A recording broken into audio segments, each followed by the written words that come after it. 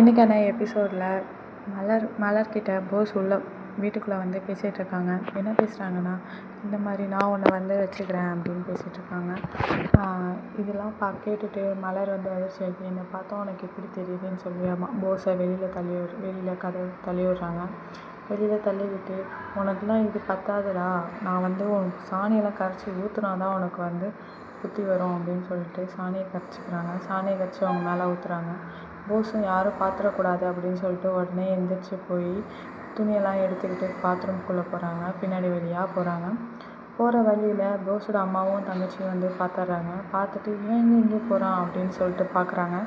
பார்த்துட்டு எங்கே போகிறான்னு பார்த்துட்டு அப்படியே பாத்ரூம்குள்ளே போகிறாங்க.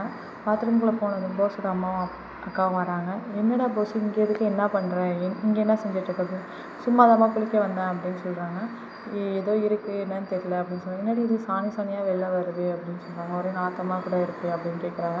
என்னன்னு தெரியல, என்ன நடந்துச்சுன்னு உண்மையை சொல்கிறா அப்படின்னு அவங்க அம்மா வந்து கேட்குறாங்க. அப்படியே போஸ் ரூம்குள்ளே வந்ததுக்கப்புறம் இந்த உண்மையை சொல்கிறியா இல்லைன்னு அடிக்க வராங்க. எல்லா உண்மையாக அவங்களும் சொல்கிறாங்க.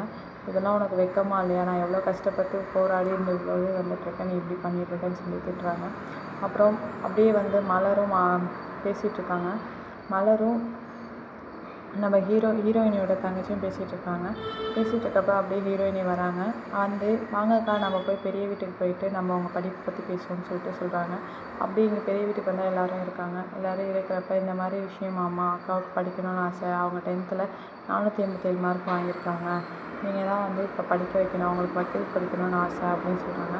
அவங்களும் எதுவுமே சொல்லலை. உடனே போஸோட அம்மா வந்து இதெல்லாம் வந்து நியாயமே கிடையாது, இங்கே இருக்க பிள்ளைங்களாம் யாருமே படித்ததே இல்லை அப்படின்னு சொல்லுவாங்க. உடனே வந்து ஹீரோயினியும் வந்து இவங்க வந்து இங்கே இருக்க பொண்ணு கிடையாது, அவங்க வந்து இந்த வீட்டு மருமகளே கிடையாது அப்படின்னு சொல்கிறாங்க.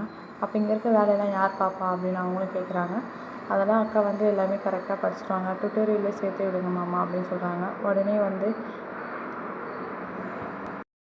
இதுக்கு நான் ஆதரவு தெரிவிக்கிறேன் அப்படின்னு சொல்லிட்டு ஹீரோவோட அத்தை சொல்கிறாங்க. உடனே எல்லாரும் வந்து இது நல்ல விஷயந்தான் அப்படின்னு அவங்களும் சொல்லிகிட்ருக்காங்க.